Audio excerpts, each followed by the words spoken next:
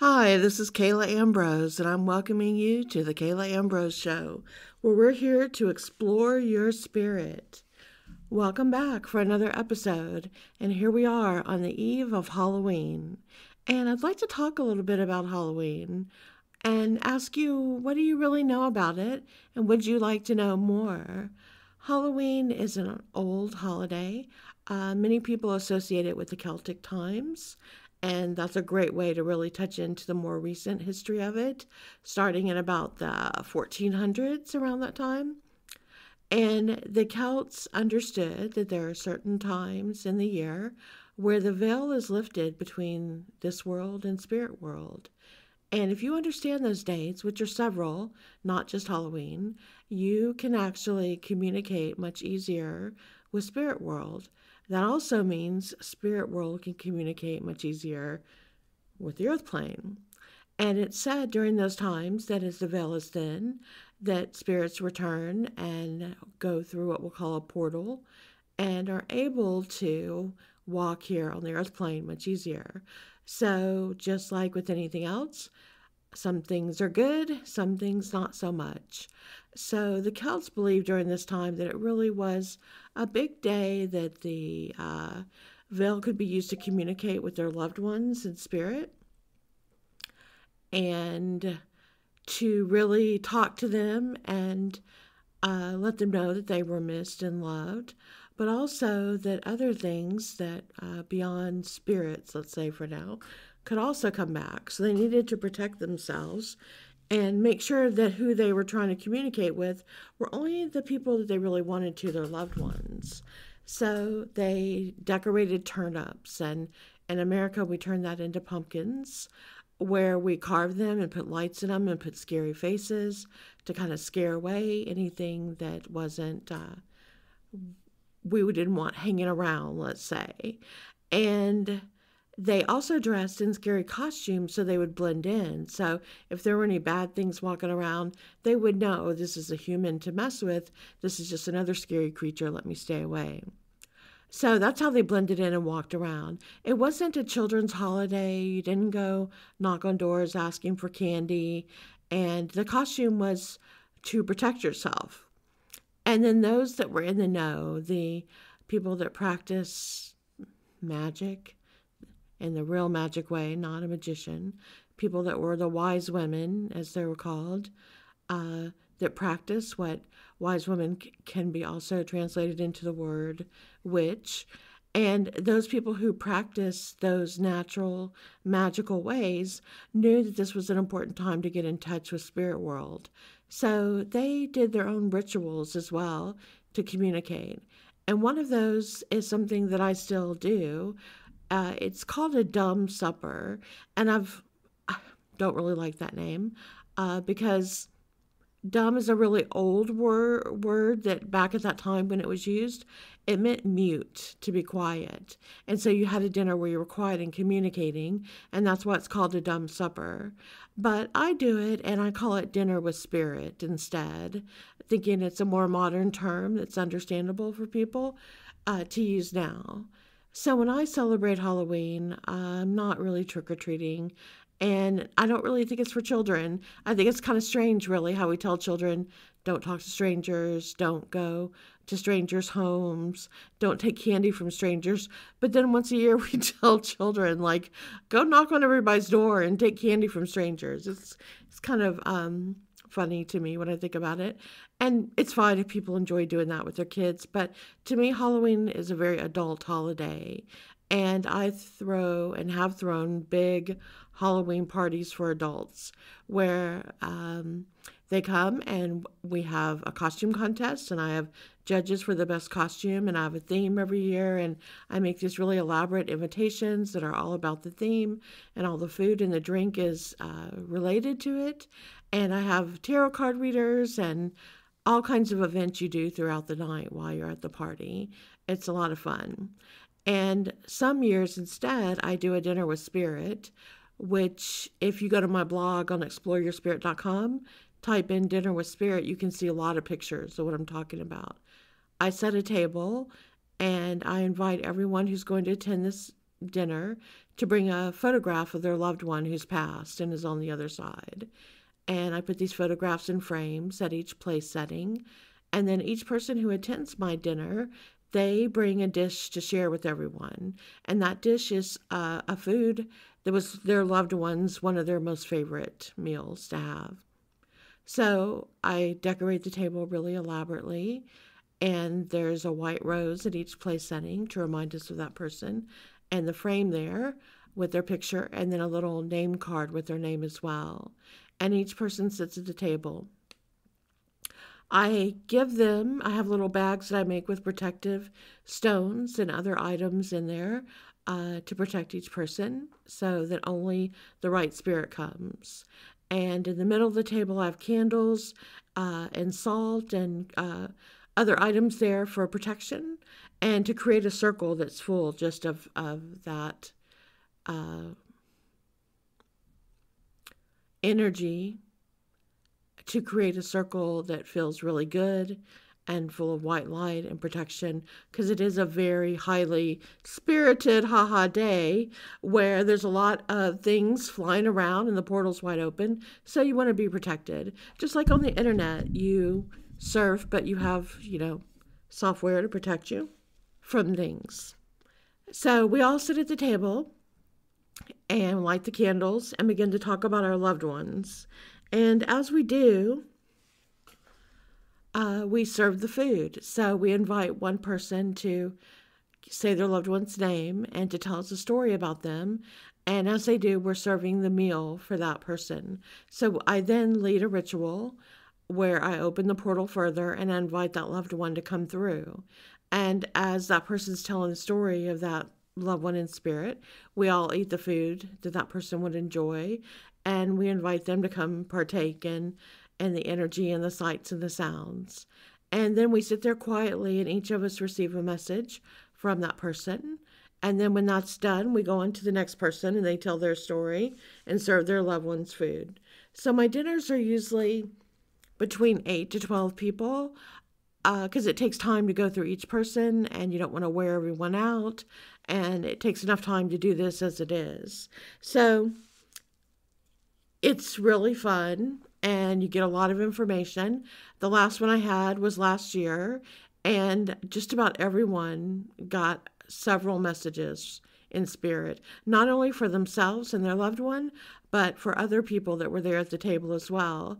And some of these were people who are not intuitive, who've never done this before, wouldn't consider themselves psychic, and were completely blown away that they were able to pick up on things and images and see and hear and feel things and experience it.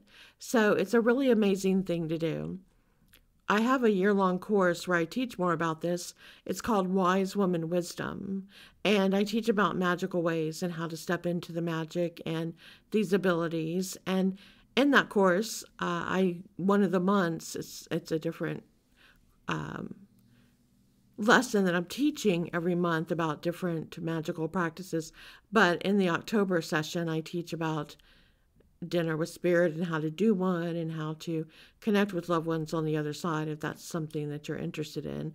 It's the Wise Woman course. I'm actually opening it up soon. It starts on December 8th, where it's also going to be live sessions with me throughout this coming year, so you watch the videos and you learn the lesson, and then there's a live Zoom meeting with me each month where you can ask questions and go deeper. So if you want to find out more about that, that's on my website on exploreyourspirit.com. Also, you can find the other podcasts there if you're not subscribed to Apple iTunes or one of the other ways that you're hearing this podcast. You can always find them in the archives there as well to listen to if you've missed some podcasts and want to find them on there. So I'll be talking about a lot of things in this podcast, and they're going to jump around a little bit because I am a Renaissance woman and I like to do a lot of things and I enjoy all of them. They're all connected because they're all about working with spirit, all about your natural intuition and psychic ability, all about your spiritual journey, your path. I'm a wisdom teacher, and that's the core of what I teach from the ancient mystery schools and how to really touch into who you are at the deepest level of your soul. And so I teach that to students, and it begins in my 9 life altering lessons book, Secrets of the Mystery Schools Unveiled, talking about those age old questions like, who am I and why am I here? And I help people explore that at a very deep level. But there are lots of ways to teach it and to share on the path that people are ready to explore. Not everyone's ready to go that deep to start. So I also do interior design, and I teach about intuitive interior design, and I help clients redesign their homes. And I think this is very important because your home is your sanctuary, it's your safe place, it's where you do your magic, and it's where you feel comfortable. And when you can change the energy in your home, it raises your energy. It makes you feel better, makes your loved ones feel better. And color and design and form and function are extremely important. And the items that are in your home and how you decorate as well on holidays, all of that, say a lot about you and your home. And you can learn how decorating as well actually can be part of the ritual to open up to things. So that's part of what I do. If you're just getting to know me, I have 6 books out: 9 Life Altering Lessons, The Awakened Aura, The Awakened Psychic, The Awakened Dreamer, Spirits of New Orleans, Ghost Hunting North Carolina. I'm not sure if I've forgotten any here. I think that might be. Oh, The Awakened Dreamer. Did I say that one? So there are a lot of books out there with different things that I teach and talk about. I've seen auras since I was a child. I read auras on people. I do readings for clients all over the country and the world. And I teach all of these courses. I have online courses you can find. And I talk about them, and I podcast about them, and I blog about them. So you'll see kind of a myriad of all those things on there. I love answering questions. I have a blog called Ask Kala, and I'll answer questions on there that people write about really interesting things like, why do my electronics always stop working? And how does my aura affect that? And what does the color of my aura mean? Or I'm having this dream. What does this dream mean? Or I want to know more about psychic ability or supernatural questions. In my Spirits of New Orleans book, which is a great book to read around this time of year, or Ghost Hunting North Carolina, I went on journeys where I went to see what areas were truly haunted in North Carolina, throughout the state, and throughout the city of New Orleans. And I wrote about each area that I visited and whether I experienced anything paranormal, whether I saw ghosts. I followed up on the history of why the area is haunted and the stories behind it, and shared what I saw and what I didn't see when I didn't feel anything. So they're both very interesting journeys.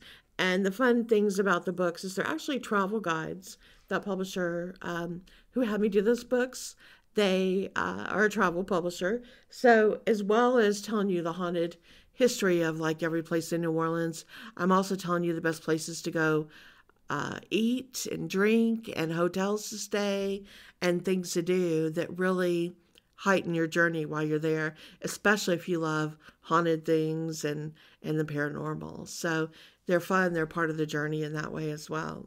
So that's something else I like to write about and I like to talk about. I've been studying all this since I was 12. I came back remembering past lives, having prophetic dreams, seeing the auras around people and being psychic. And when I was at the age of 12, I told my mother I was ready to begin my studying formally. So I asked to learn astrology, which was back before computers were in the home, showing my age there. So I had to learn astrology by hand and do all those calculations. And then at 13, I told her I was ready to do tarot. And I went to study how to read tarot cards and to do that. And I've done astrology and tarot my life since then, and learned how to fine-tune and hone my abilities with seeing the aura and seeing things psychically and understanding those prophetic dreams. I've seen spirits since I was little, and they would communicate with me. So I learned how to manage that as well and to speak to them as needed and to help when I can in that way too. So that's a little bit about me and what I do. If you're getting to know me here, you can find out more on exploreyourspirit.com. So I will be talking about supernatural things, metaphysical things. I have a YouTube channel as well, and some things I show there on video instead. I just built a crystal grid recently and did a video showing how to use crystals on a crystal grid to manifest what you want. So there's some interesting videos on there, some tips about how to see auras, and more coming on my YouTube channel as well. But I used to have the Explore Your Spirit with Kala show. Gosh, I started that in, I think it was 2006. And I ran it for 8 years. And I then took a break because it was a long time. And did so many shows talking with other authors and researchers and people about metaphysical things. And taking a break, and now I'm coming back. So now I want to talk more about things I do and things I teach. So it'll be a little different that way. I talk about grief and loss. I've suffered a lot, had a lot of loss in my life, and I share that with others and how to get through it, how to live after loss, and how to deal with your grief. I talk about love and how powerful love is and how transcendent it is and how to really learn to love and what true love feels like. I explain soulmates and what it really means. I explain the seasons and rituals and the power in them and what you can do with them. I talk about the magic in the universe. I talk about your soul and your higher self and how to really get to know it and how to explore that on a deeper level, which is part of the ancient mystery school teachings. I teach about life and emotions and how you're not your emotions and you're not your body, that you're something greater, and how not to be too attached to that your emotions don't have to rule you. I work with a lot of people who are CEOs and executives and entrepreneurs and visionaries, and I show them how to really engage with prosperity, how to really engage with who they are and become the best version of themselves that they can be. I work, like I said, in interior design, and I am a master level in traditional feng shui, as well as a member of International Color Organization and other interior design things like that. And I see future trends. I help in, helping to pick future colors, what are going to be the hot trends with color and design. And I help with future trends with companies, helping them to see what the future trends will be so that their companies can work ahead, like a decade ahead, and they're planning working 5 to 10 years out on what they should be creating and inventing, because what will be hot at that time and very interesting to people. So there's so much to talk about. Sometimes I don't know which one to pick. So I really enjoy hearing from you, whether you want to go on Instagram and leave me a comment. At Instagram, it's at Kala-Ambrose, I think. The link's on my website. Or I have a contact form there. You can send me an email, and I'll address it on Ask Kala, and I'll address some of them here in the podcast about which thing, really anything metaphysical that you have a question about. I'm happy to answer it. So I will try to pick some topics and go from there and share with them. And sometimes I'll share stories, things that happen to me, which are a lot of things when we're talking about spirit world that happen, and happen sometimes with me and clients and students and people I'm working with. And Halloween is, of course, one of my favorite times for that. My grandfather was born on Halloween, so it was always a really special time in our family to celebrate. And then as I got older, I really started to understand the deeper meaning of Halloween and what to do with it. And so I remember the first Halloween that I really understood about spirit. I was very close with my grandfather, and he had the same type of gifts I did. He was psychic and had prophetic dreams, and he taught me about psychometry and how to understand it. Now, if you don't know what psychometry is, it's the ability when you hold something, it could be a watch or a piece of jewelry, something belonging to someone, and as you touch it, it tells you a story of something, an energy imprint on that item. So if someone's wearing something and something really strong, exciting, scary, passionate happens to them, it's imprinted in the item. Or if a person wears it every day, then it just picks up memories of that person. So when I was a little girl, I used to play in my grandmother's room and play dress up like little girls do. And one day I wanted to put on her jewelry. So I started putting some of her necklaces and rings on. And then I saw her watch that she wears all the time. And I was like, oh, I'm going to put it on. It has diamonds on it. It's so pretty. So I put her diamond watch on. And immediately I saw this, I call it like a movie I see. And I saw my grandmother and my grandfather, and she was in her nightgown.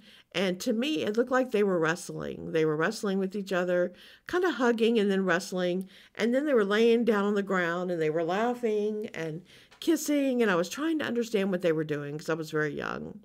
So I came out of my grandmother's room after playing dress up.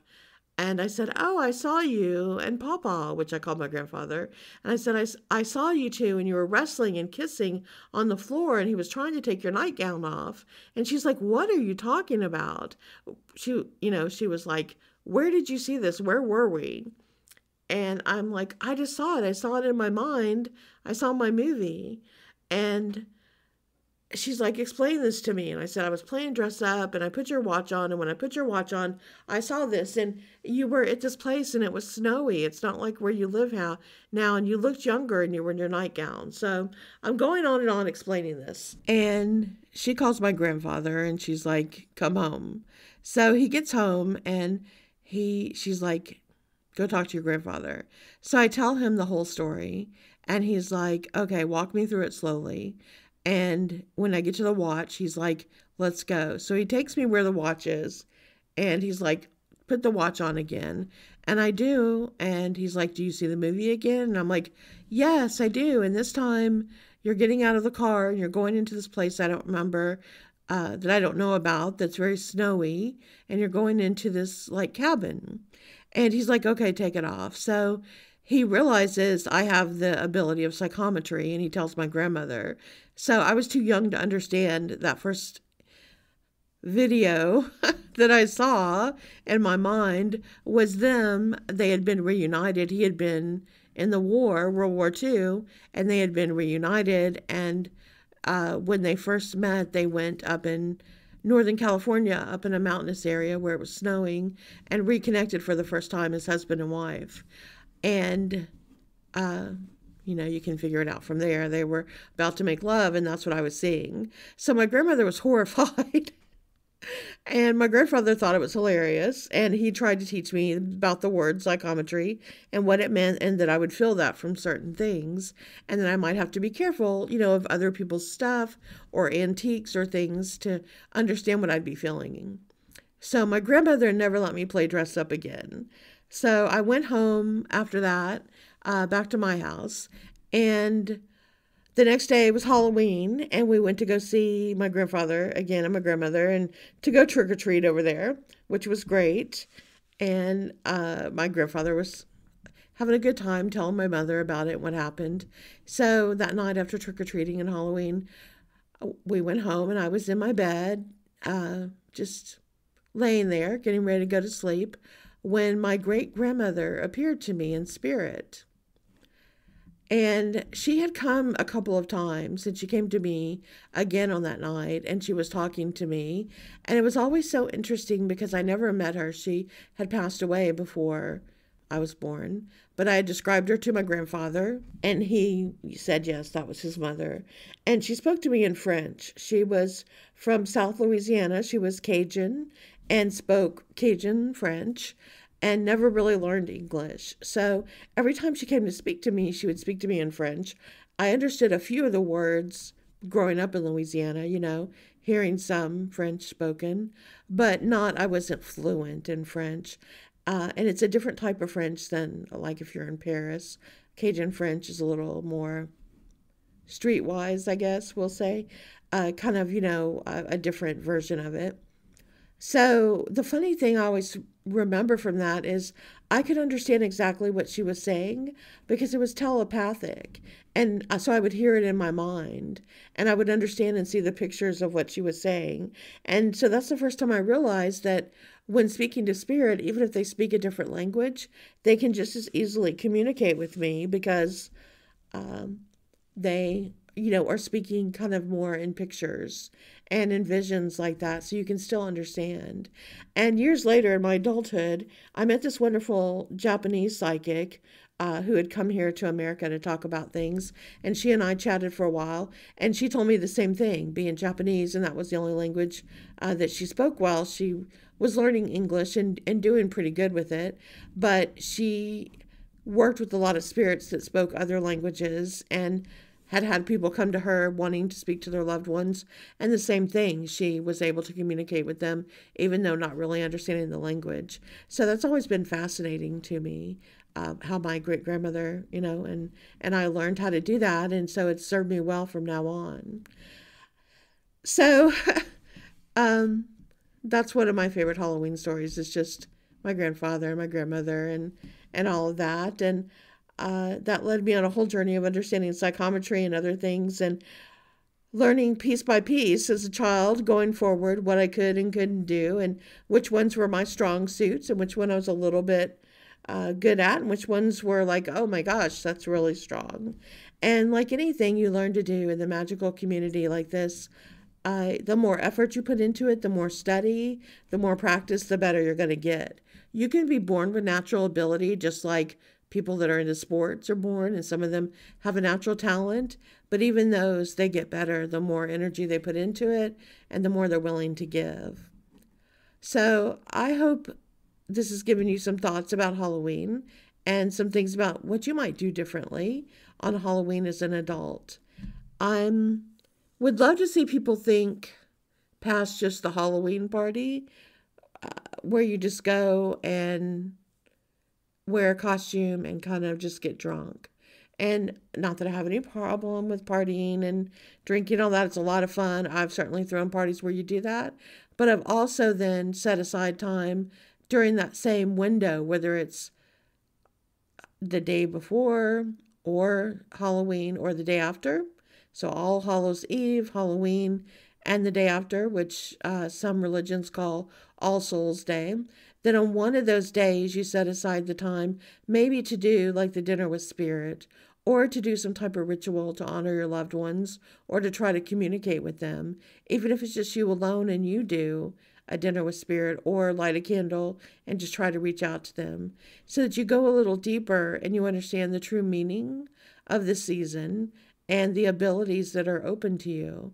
Always, always, always, though, first, make sure you use protection.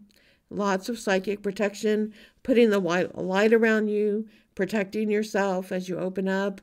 I write about the white light prayer protection. It's in all my books that you can, I think it's in my Awakened Aura and Awakened Psychic book and 9 Life Altering Lessons.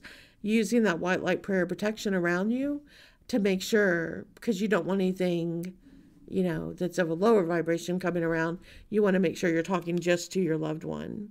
So think about that if you're interested. Maybe you want to expand your ritual of Halloween, what it means to you and what you could do with it.